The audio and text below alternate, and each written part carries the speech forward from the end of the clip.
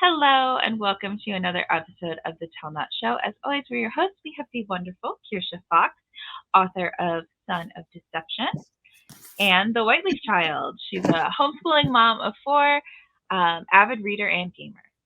And my co host is Julia J.K. Allen, editor, author, and author coach. She's a fantasy and horror author who loves to sprinkle magic on everything. Thank you so much for joining us. Daisy Gomez is a fast talking, extra quirky Dominican with a dark sense of humor. She writes in multiple genres, and her dark sense of humor and infatuation for action adventure can be found in many of her books. Yes, welcome to the show. Hello, ladies. How are you today? We're Wonderful. doing well, yeah. So tell us a little bit about your writing journey. What got you started as an author, and how has it looked for you so far? Oof. I have one of those unconventional journeys just because I actually have a background in film and television. That's what I went to school Oh, for. right. That's what I thought I was going to do with my life. And decided, right after college that I was going to join the army because I realized, at 22, what do you know about the world and what can I write stories about? And then Mm-hmm. 9/11 happened. So my life took one of those terms that you think adulting, that's kind of what happened, and kind Mm-hmm. of put aside the world of creativity, put aside the journey of trying to bring stories to life. Then, fast forward a few years a lot, and I found myself in a place where I tell everybody, I was sick and tired and I was miserable. I was miserable of everything because I wasn't living my journey. I wasn't doing anything creative. And I Right. got challenged. Yeah, I got challenged by my spiritual director to say, what if you take this leap? And I thought, writing is a little different. You don't need an entire crew. I could do this by Mm. myself. Oh my God. I didn't know. It's probably a blessing because I think if I'd have known everything now, I would have been like, Mm-hmm. maybe not the best master plan in world domination. But it's been amazing. It's been one of those things that I've fallen in love with writing, with, of course, with creating, with putting things together. But at the same time, has been definitely one of those experiences. And it's like the learning curve was a little steep than I expected. Right, right. No, I think that it's so important that we as creative people are being creative because as you know and as you lived, like when we're not creating, when we're not making stories and just having that passion and fuel, like it's so hard to just slog through daily life. It makes it one of those essence. And I don't know if anybody, for all of your viewers watching, Mhm. if you have been called to be a creative, whether you're an artist, whether you're making music, painting, writing, Mhm. taking that piece out of life becomes taking a piece out of your soul. And you're Yes, finding yes. yourself like you're missing something. And a lot of people, it's like, you're not going to make any money. I was like, nowadays you can't say that because not always the case. Mhm. But besides the money, besides whatever the compensation you're looking for, you Right. do feel a little hollow. There's something that is missing in your journey. There's something that is not complete. Mhm. I Mhm. have friends that have said, like, I've never seen you happier since you started writing. And Yeah. there's a story going on in my head. There's music playing in my mind, and I'm still creating every day. So life had a new jump. It's like coming home again and finding Mhm. yourself going, this is the piece of me that was missing. Yes. No, what a wonderful way to put it as well. Tell us a little bit about the genres you write and why you chose them or why they chose you. I do multi-genre, so probably because I read as much as I write in different things. So one of my main ones most people know me for is urban fantasy. I Hmm. love the genre. I love the having magic in the real world. And the question always comes back, what if? What if that happens? Who is that guy next door that you really don't know about? So I do Hmm. lots of urban fantasy. I actually did children's books. During COVID, I found myself writing devotionals. And because I do lots of like dark humor, I have a series that is contemporary, but is dark humor oriented that became, my whole, I want to write a romance and that failed miserably. But I have an amazing trilogy coming up of just hysterical of women trying to find themselves and be better at what they are. Yeah, no, that sounds wonderful. Um, so you said you like to read a lot of genres. Do you read like the same genres that you write, or do you find yourself reading differently? A little bit of everything. The one thing I probably don't write that I read a lot is Mm-hmm. a lot of self help and probably more leadership oriented. I am Hmm. infatuated with leadership books. I love John Maxwell and his books. So I do a lot of that on the side. But in terms of like when I do just for fun, urban fantasy is usually my go-to. I do a lot of cozy mysteries. So anytime I can throw some cozy mysteries into my books, I'm in. Right. Okay. Yeah, I love cozy books as well. There's something. so nice about not having to worry about anxiety when you're reading. Totally I agree. love drama in stories, don't get me wrong, but sometimes like that cozy is like that sweet spot for me where I'm just like, I just want something that makes me feel good right now, so yeah. Awesome. Can you tell us about your writing process? How do you go from like idea to finished draft? I'm a fast typer. I guess that's the part. So I do spend a lot of time in the pretty much outlining process. So I'm a little plotter. I have no issues admitting this. But my mind spends a lot of time. It's like going on a date. I spend a lot of time dating my characters. So we spend a lot of time just getting to know them before I start writing. Because once that happens, it goes pretty quickly. I can do it within 2 months, be able to put the story into place. It takes me anywhere between 3 to 6 to really come nail the story. And ideas come out of nowhere. So depending on what I'm listening to or watching, kind of triggers a thought of pretty much what if? Where should we go with this? So the process is usually, coming up with, I think first scenes is the first thing that I get. Like I will have an opening scenes and I just kind of let it play. If it comes back multiple times, then I'm like, okay, I should write this. If it doesn't, then I'm like, oh, that was fun to think about. Yeah, that's a great way of wording it, is that if it stays on your mind even as you're thinking about the ideas, then it's a good story kernel. Yeah, I like that answer a lot. So what would you consider to be like the most important part of writing? This might sound a little strange, but I think the most important for most authors, whether you're aspiring or established, is getting out of your way. We spend a lot of time fighting ourselves. We spend a lot of time self sabotaging and doubting ourselves. And let's be honest, the imposter syndrome is real, but Yeah. sometimes we are our worst enemies and we spend too much time, I say, looking at the people's grass. Like it always looks greener on the other side. You still have to cut Right. it. So it's that concept of like, get out of your way, give yourself permission to honestly just try. I think as authors, we're the only ones who expect our first draft to be perfect. Like I've never Right. seen any athlete that says, I'm going to go up there and just hit a home run. Like nobody does that. Everybody practices. Everybody gives themselves permission to learn. We're Yes. so hard on ourselves that we want it to be perfect now. And I'm like, why? Why do we do this to ourselves all the time? It's such an easy thing to do, isn't it? To like take your rough draft and compare it to other people's like finished books. Right. Right. We also compare ourselves to other authors who are established. Like I know a lot of authors who are comparing themselves to Stephen King, but not Stephen King when he started out in the trailer park, writing in his laundry room. Stephen King now. Right. I was like, you do know the man has been writing for 50 years. Like Right. there's like 50-year gap that we all want to be there. Like I'm just not like the master. I was like, it's probably a good thing. Let's be honest. It's just Right. gonna take a process. Let's be okay being in the present. And I realize that's really hard Yeah. for many authors, just to kind of say, it's going to be okay. I can do this right now. I'm not going to struggle trying to be perfect. I think that that's such an important lesson for people, because it is so easy to sit there and say like, well, I know what good writing is, because our taste often is way far ahead of our skills, right?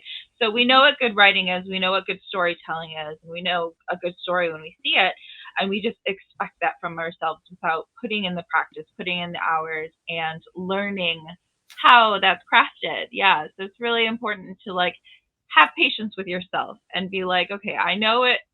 Good story is in me. I just need to work and work and work until I'm able to tell it the way I want to tell it. Be a little gentle with ourselves. This usually helps. Yes. Oh, it always helps to be gentle with ourselves. I feel like, they always say like that your worst critic is yourself, right? So like we're always so harsh with ourselves. We always expect more and expect better. But yes, I know that I don't learn well from like negative consequences or criticism or things like that. I work much better when I'm gentle with myself, so I need to like actually do that though. It's hard. Yeah, it is difficult. Do you think you are more of a character or a plot person when it comes to reading and writing? For my reading, I enjoyed really the plot. Like I want to know where they're going and stuff. But my writing, I don't think I thought I was very plot driven. I think I'm very plot driven. You can ask people, they're like, no, you're very character driven. So I'm Mm, usually confused when it comes to my books. It's very much like I want to take you on an adventure and have you get lost in these books at the end of the day. My goal is to entertain. I think life right. is difficult as it is. And if I can let you get loose in these books for a couple hours and let you forget and find you someone you can relate to, that I think I've done a great job. Hmm. I think a combination of those two things go hand in hand. But yeah, I couldn't tell you which way I go because I think I'm one way. Other people say I'm other. I'm like, whatever, pick one. It'll be okay. Right, right. And I think in an ideal world, we have both, right? We have the characters we fall in love with, but there's plenty of exciting things that happen to them to entertain us along the way. Yeah. Yeah. Who would you say is your favorite author, and what is something that they do well? This is really hard. Oh, I of want to course. give you, I want to give you like my usual like rehearsed answer is always like, my favorite book's the one that I'm reading now because it's the one I'm lost in. But favorite Mm-hmm. author, I love Kim Harrison. I'm just going to put it out there and have loved her for over a decade. She's the one that got me to fall in love and to introduce to urban fantasy. It is that world building, which is interesting because when it comes to urban fantasy, it is modern day. So it's not much of a world building because you're here. But to introduce magic in such a way that makes you question if it's really happening, that it Right. could happen. So, and she does it amazingly well. Her characters she has strong females and who don't Mm-hmm. have their life put together. This is the part Right. that you're going, girl, at some point in time, you should get this together. And you're just like, oh, you're not. Okay. Right. Got it. Oh my gosh. No, I love writing in that genre as well because that whole idea that there is this magical world, this whole other element to our world behind the scenes is so fun to play with. And you don't have to like sit there and explain as much as you might for like other fantasy stories. Because it is a world that the reader is familiar with, but we're just peeling back the veil and showing the truth behind it. So I think that that's a lot of fun to play with. Yeah. It gives you a lot of freedom because there's some things already established. There's some things common sense. Hmm. I don't have to explain to you how an airplane works. We Right. all can fill Right. in the blanks. It is creating the behind the scenes. And it's usually trying to Hmm. explain why humans don't know that there's magic. That is always a Right. lot of fun. Like we're Yes. always trying to protect the humanity, human race from finding out that there's magic. Not sure why, but Right. it seems to be Right. the common theme. Like we can't tell you there's magic because your mind's Yeah. not going to handle it well. Or somebody would take advantage or something. Yeah, there's always that element of like it's for their own good. We're Good saving that you they from don't know. yourself. Yeah, yeah. No, always loved playing with the idea of people like just seeing magic out in the open and they go, Yeah. well, that's weird. And they just like go about their day. Right, I feel like right. that's what most of us would do. We're like, well, I can't explain that. So It didn't really yeah, happen. yeah, I think a lot Right. of a lot of big authors like Rick Riordan does that as well. Like he says the mist is strong. He's like, you yeah. just be surprised Mm-hmm. how much you just block it off. And I'm like, will we even notice nowadays if something happened in Right. front of us? We're so busy or we're like on our phone. I'm like, will you stop enough to be like, did Right. that Would you happen? even see it? Yes, yes. I completely agree. The whole my phone is always in my hand. One, because they don't like to give women pockets, but like I am looking at my phone a lot. So yeah, but the pocket thing. So I guess yeah, I've always heard it's because they didn't want us carrying spells in our pockets, so they took them away from us. And when I they would gave like them pockets back, they back. were like half the size, right? So I would like pockets back to tell you the truth. This would be I one of those would things. really love Yes. pockets back. Yeah, whenever you get a Yes. dress and it has pockets and you do the whole like it has pockets thing, like every woman knows. Everyone is Every like, woman is like, yes, oh, it yes, has pockets. Yeah. yes, yes, yes. Oh my god, I'm so good at just like holding things in the claw, because we don't have pockets. But if you had learned one thing from the writing process, what would you say that it was? Everything takes longer than I think. It's Yeah, never going to be as quickly as I plan, and something's always going to come up that you never expected. So I think being flexible has been like my biggest yeah, lesson. yes. I'm not a patient person. I want things now. Like I think I'm in the microwave culture. Like I want things now and I want them fast. And when it Mm. comes to writing, it's more like a slow cooker. It's going to take Yes. some time to simmer. Right. And this is the person that is very gentle about like giving myself time to write and all that. But like I also think some things that, like, hey, I'm gonna publish and I want to hit the publish button. And they're like, it's gonna take 3 days. I'm like, what are you doing? And it takes a week. And you're going, okay, this is Right. not in my timeline. So being very much understanding that everything will take longer was my biggest Mhm. lesson because I was not prepared for that. Right. No, and that is so important. That analogy of it being like a slow cooker. Oftentimes we discover the best things when we let them simmer and Mhm. kind of percolate in the back of our minds. We'll get the best ideas for plot or what to do with a certain situation. And so being in a rush doesn't help. Always, right? Because, yeah, sometimes we need to sit and think about things or stop and say, like, oh, I'm trying to force this. What's the real solution here that would work better? So I love that analogy of it being a slow cooker because a lot of times the magic happens with the time of Mhm. simmering on over things. Yeah. Mhm. Mhm. And it's usually when you least expect it, because I think we all have this idea of when our timeline's going to be, when these books are going to get Right. published. Right. And when it doesn't, you're like, the results tend to be better than I expect. But Yeah. that process to get there is Yeah. painful because I'm like, I have a timeline and Right. this was the daylight. No, it didn't work that way. So you just kind of laugh Yeah. about it.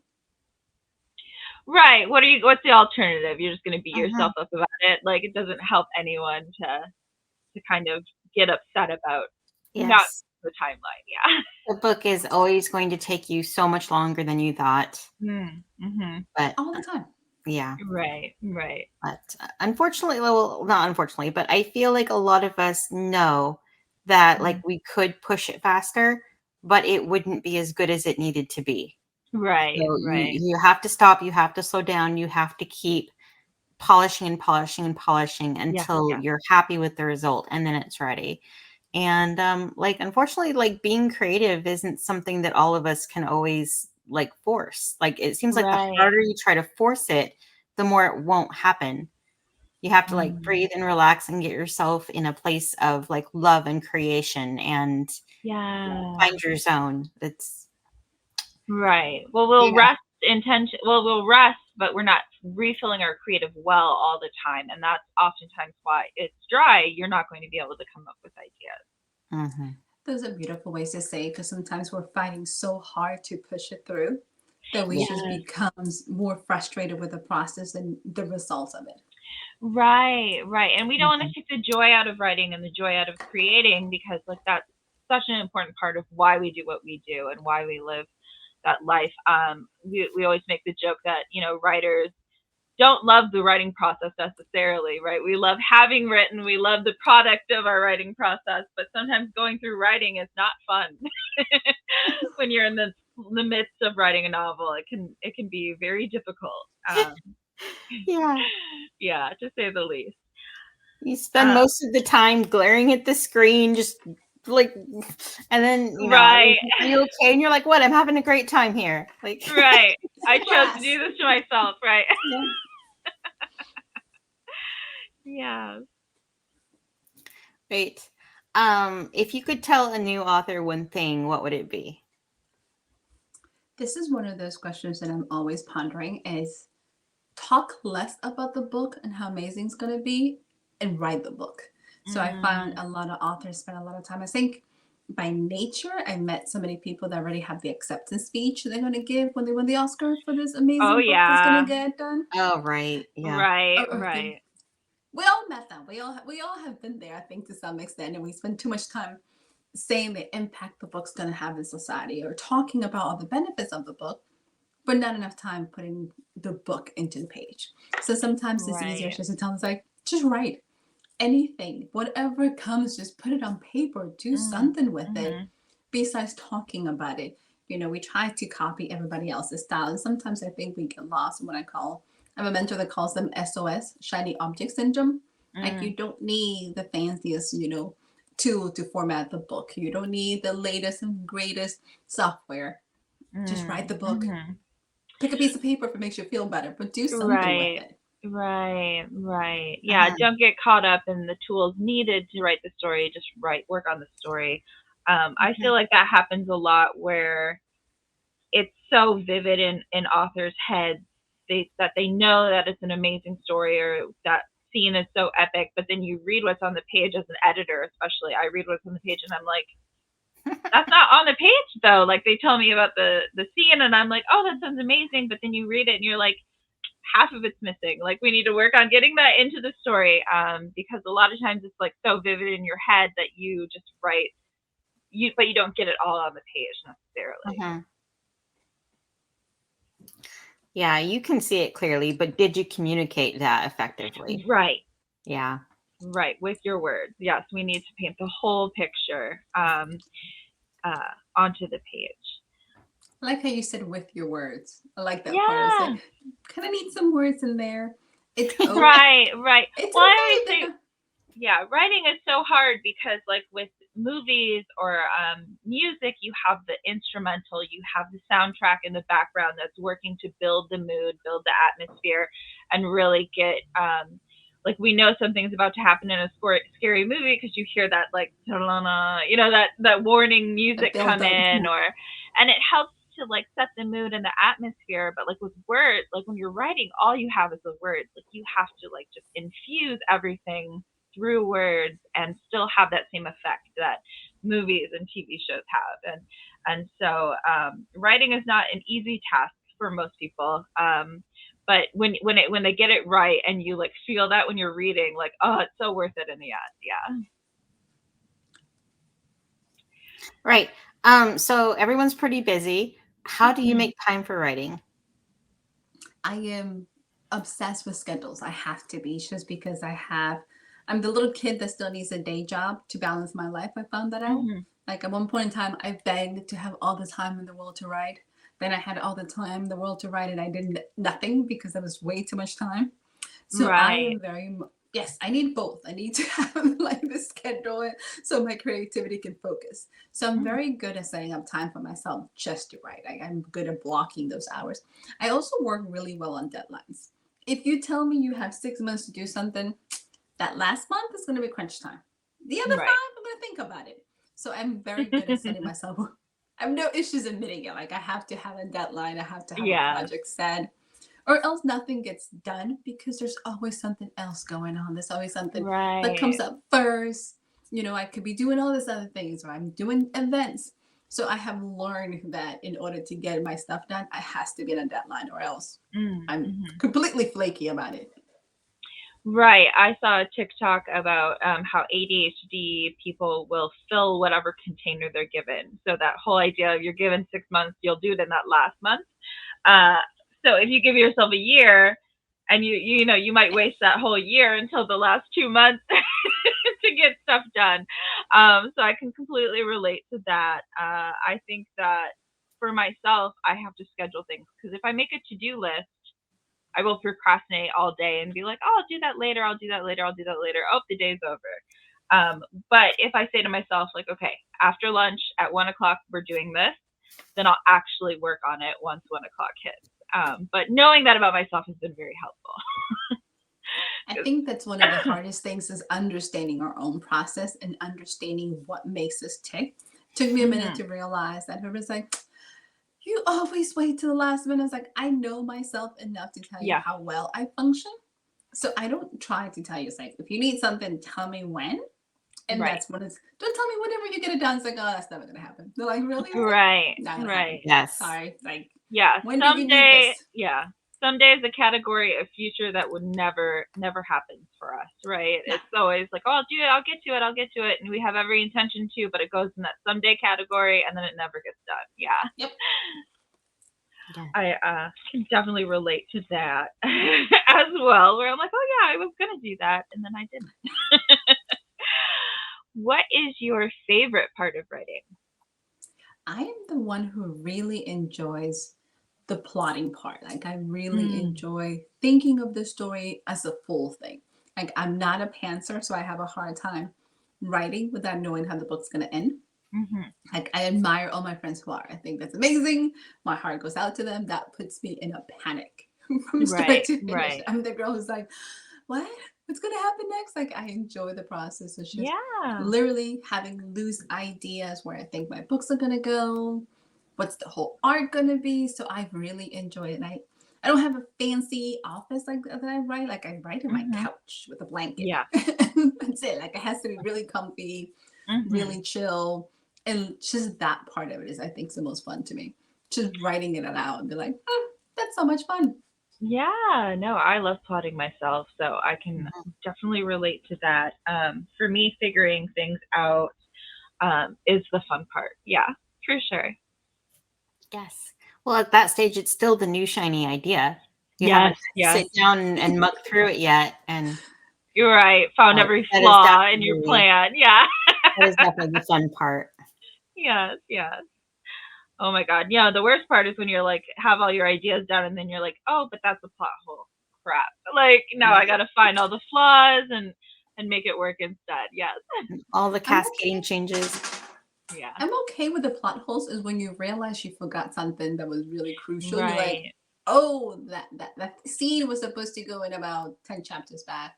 Mhm. Right, right. Yeah, To that's the explain part that that. you're like, Yeah. must go back and add that piece into that whole thing. You're You're like, right. God, yes. Or when you like get done with a day's writing and then you're like, oh, I forgot that character. I completely forgot so and so was in the story, let alone the scene, and I wrote everything out. And then I'm like, but where did they go? When I'm Yeah. reading it back, yeah. Oh goodness, right. Those little You're like, didn't they pitfalls. have a dog? Right, right. What happened to him? Yeah. I have the issue that I'm going, what was his name? How do you Right, spell it? Like, right, was it with an is it an I? Why? What dude? What is right. your name? So I have characters that my main characters end up giving them nicknames, and my people's like, why Oh do they yeah. have this many nicknames? Like, because I can't remember their names. They're like, what? I was like, it made It's sense at the the truth. time. Yeah, yeah. That's I, the I truth though. yeah, couldn't remember their name, last name. It worked out. They're like, okay. I was like, it happens. Right. Yeah, I try and keep a series compendium for little details like that that I know I won't remember so that I can look it up in my binder later on and be like, what was their name or what was their eye color or what was, like those little details are great to have on hand because like when you're in the middle of writing, you're like, I don't remember for the life of me. We'll go Yeah, back to that. right, right. Right. So, what is your least favorite part of writing? I don't know if I have a least favorite part of writing or the business side. I think marketing to Yeah, me is the part that be- right. has become very difficult. And I think it's the process of bragging about yourself in your books that becomes really hard and trying to Yeah. figure out how do I show everybody this book's going to be connected to them. It's a lot of fun. So Hmm. more become probably my least favorite. I also happen not to write, the hot thing right now. I don't write romance. I don't write dark romance either. So you have very small niche of people who want to read action adventures with a bunch of quirky characters. So coming to terms with that was very, very hard for me. I think having to understand my demographic and understand my readers and be able to realize that right now what's hot, it's not what I write. Be comfortable with that was a huge lesson. Yeah. Um, what would you say influences your writing? Probably music is a huge part of it. And I want to Yeah. say I have a lot of food in my books. I don't know Yeah, why, because I I read a love lot of writing about cozy. food in books. Yeah, no, I love that too. Uh, so a lot of my readers have made a point to tell me that it's like I'm always hungry when I'm reading your books. I was like, is that a bad thing? They're like, yes, yes, I'm always hungry. Right. I was like, what are you talking about? They're like, I was like, I joke once. I'm like, I should open up a restaurant. It's like, yeah, it better be Mexican because you write tons of Mexican food. You're not even a Mexican girl. I was like, we could do that. We could do that. Very, very Right. true.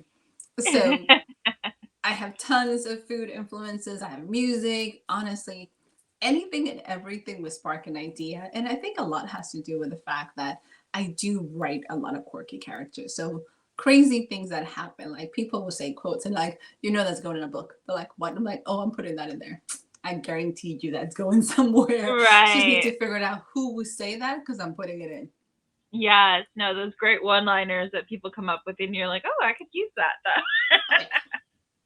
I love that. No, I love to write about food in my stories as well. It just like helps the world feel real, right? When people are enjoying a good meal or something like that, or sharing a part of their culture or something. Do you listen to words with lyrics or just instrumentals when you write? When I'm brainstorming, anything can be in the background. When I'm actually in the process of writing, if there's music, it has to be just instrument because Oh, I okay. will be the one lost in the song and forgetting Right. writing. Like, I don't know if anybody Right. else does it. Like, depending on what it is, I will literally find myself singing and not writing. So I can Yeah. have no issues. I'm easily distracted. I was like, oh, that's fun. And then gone. Right. So during the actual writing, I need probably instrument. If not, I actually need some silence. That makes sense. I am one of those ADHD birds that like I will sing and write at the same time because I'm just I'm like so jealous. no, it just like distracts the distractible part of my mind to be like listening to the music and sometimes singing along, not always, but sometimes, so Mhm. that the writing can get done. But I know that that's very not typical. I think for most people prefer the instrumental. Mhm. Video game soundtracks or movie soundtracks can be great to write to as well if you Ooh. like the instrumental stuff. Like, Yeah. yeah, yeah, especially if you have something epic and then like, just putting on that like Lord of the Rings soundtrack or something for the epic swells Mhm. That's a good YouTube could one. be has a lot really of great. good, like, ambiance compilations that I Yeah. listen to. I Yeah, can yeah. listen to lyrics, but it has to be music that I'm so familiar with Right. that, like, it can fade in the background. Mhm. If there's a Mhm. new song, it actually like, "Wait, what's that?" Right, right. Oh yeah. Or like I'll listen to a lot of K-pop because it's like unless I'm like really trying hard to it's just music and Mhm, I don't necessarily have to pay attention to the lyrics because it's in another language. So mhm. that can be helpful too. I like that. Yeah, yeah. Um so do you struggle with writer's block and if so, how do you combat it? I think we all get stuck at one point in our Yeah. stories. It's just the nature of what it is. Writer's block makes it feel very permanent. So I usually just call it being stuck. Um, Mm, it gives it a little less, feeling of dread and doom, like I'm stuck here forever. But right. so yes, words have powers. We're writers, we know this. So I try Mhm. not to call it writer's block. I just kind of have a little detour, if that makes any sense. Okay, Mhm. yeah. So It does feel a little anytime I bit like a diagnosis. You're like, yeah, "Nope, nope, I'm just a little stuck." yeah, Right, just a little bit right. here, or I'm a little frustrated. So normally when I find myself not getting in the rhythm or it's not flowing, I will honestly go and work out. Like I will hit the bike, like I have a spinning bike at the house. I try to go and clean. So I have a point that, if I'm spending about 15 minutes in front of this computer and nothing's coming out, it's going down and I'm gonna go do something else. Just because I know myself. And the longer I sit there, the more frustrated it's gonna become, the more that feeling of not getting anywhere done is going to happen. Yeah. So I tend to give myself a limit of how much frustration I'm willing to put myself through. And then I'll go do Yeah. something else. And you'd be surprised how like disengaging from the computer or the whatever you're typing with and doing something physical tends to kind of go, oh, that's what I needed. So that's usually my Right. go-to anytime I'm not flowing as I should be. Yeah, no, that's good advice. Yeah. I like that you don't call it writer's block so it doesn't feel so permanent. Yeah, I like that a Mhm. lot. It's a little passing. So a little passing Yeah. thought. And then you get Right. to come back and not feel nearly as depressed as you're like, oh my God, I'm stuck in this hole and I can't get out. So yes. Right. No, that is very true. You don't give into the despair. Yeah, because that's very easy. Yeah, to fall into that hole of like, oh, I'm stuck for days. Yeah. What would you say has been your most significant writing victory so far? I would like to say book one. I don't know how anybody else feels like it. Hmm. It was such a huge accomplishment to this day. It is that feeling of getting this book in your hand.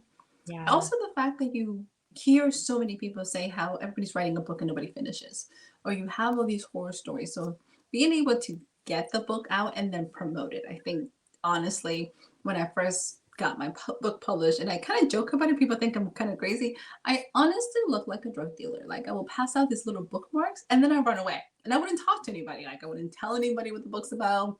Couldn't make eye contact with people. I think my mom was selling my books better than I was. Just Right. because I was so nervous and I was so overwhelmed.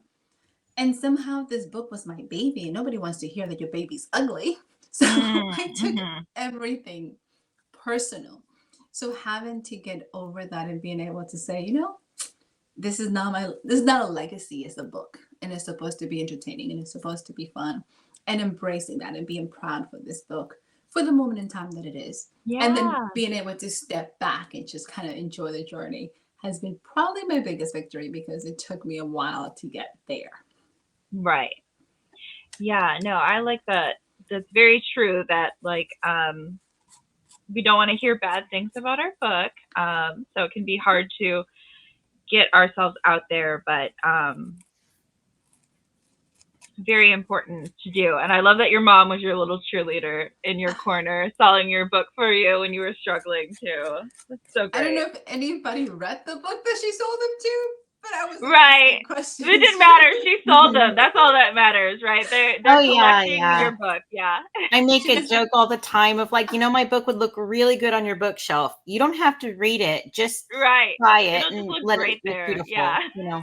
My mom was so good about it. She would like buy the book, take the picture of the person who bought the book, send it to me. It's like, here, Yeah. post this on Facebook. So I have all these pictures of these people. And I was like, I've been reading. She's like, that's secondary. We got other things to worry about. Right. I was like, okay. But Yes. that's a great way of getting it out there on Facebook too. Like, look who bought my book today. Like, yeah, she's She was got good.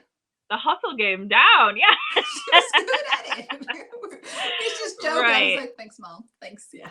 Yeah, no, you're right though. There is no better feeling than holding your book in your hand for the first time and being like, I made this. Like, I did this. Like, this is my baby, and it was It's just an real. idea in my head, and now I'm holding it. Like, that's the best feeling ever. So, it's a lot of people's greatest victory for a reason. I do think so. Are you reading anything right now?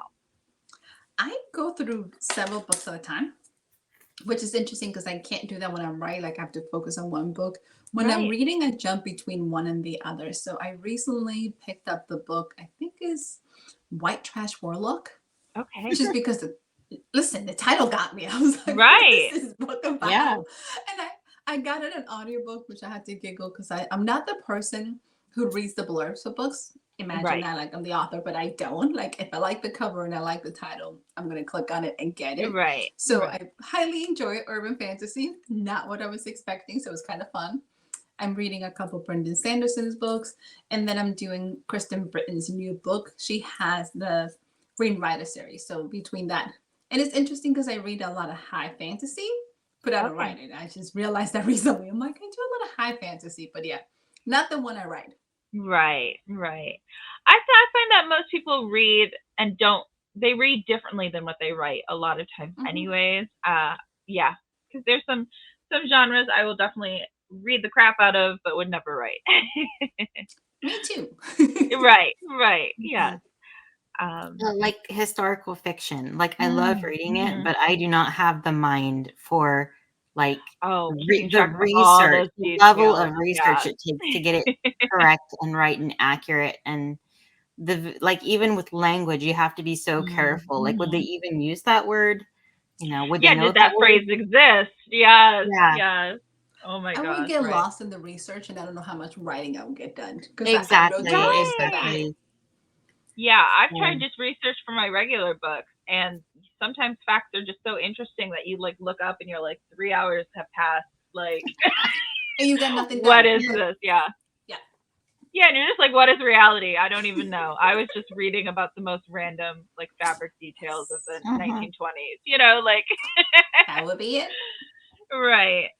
Oh my gosh, research can be fun, but it can be very dangerous time suck for sure. Mhm. right. Is there any writing advice that you were given that you just did not like at all? Like it didn't apply to you? I so much am the poor person that everybody told them you need to write every day. That doesn't Oh work yeah, for me. yeah. I am such a seasonal writer So, and it comes like, I also live in East Texas, so our heat here is dangerous to some extent. So Mm, summers is not my favorite time to write. Like I'm not creative. I think my brain just dies or melts with the right. heat. So I'm definitely not the person who writes every day. That was really hard. And to some extent, like I felt kind of embarrassed because I wasn't. Everybody's like, you at least needs to do 2 hours a day. That doesn't work for me at all. Like I can't push myself to do that. I am very good. I'm a binge writer to some extent as well. Like I can Mhm. binge writing for a good 8 weeks, get something done, and then I'm done for a while, and I'll do it again. But the writing every day was not the advice that worked for me at all. Okay. Mhm. I would agree with that. That does not work for me either. um, I wish it did. I would get so much more stuff done.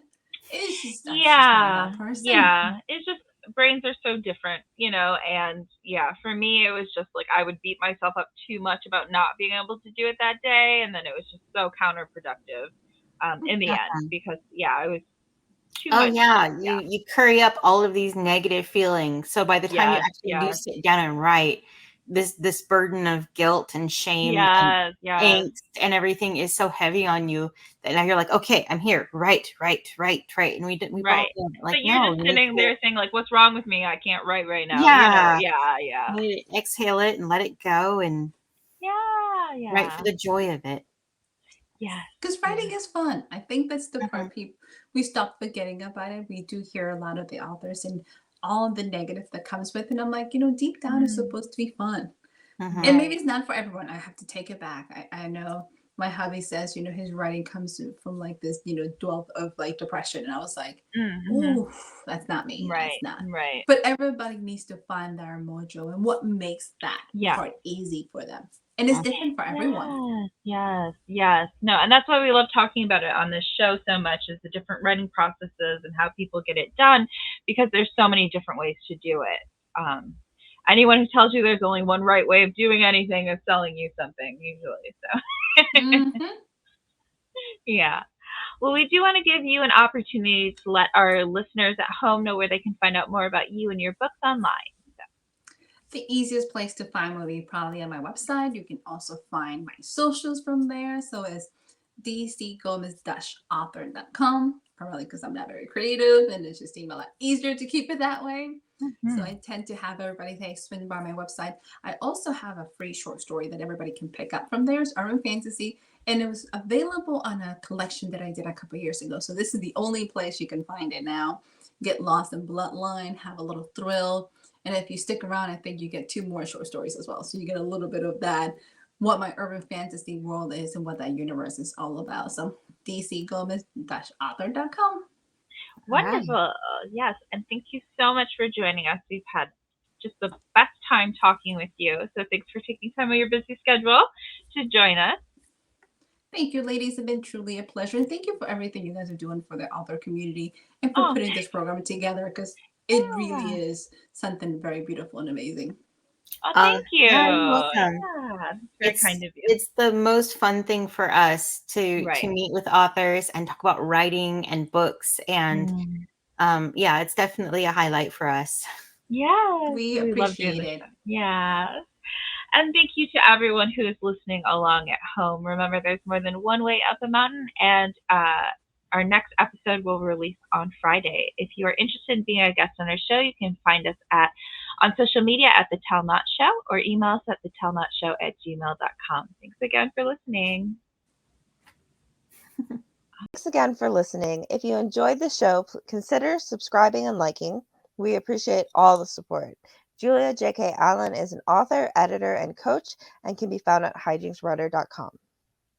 Kirsha Fox is an author, avid reader, gamer, and mother to four, and you can find her at kirshafox.com. Thanks and see you next time.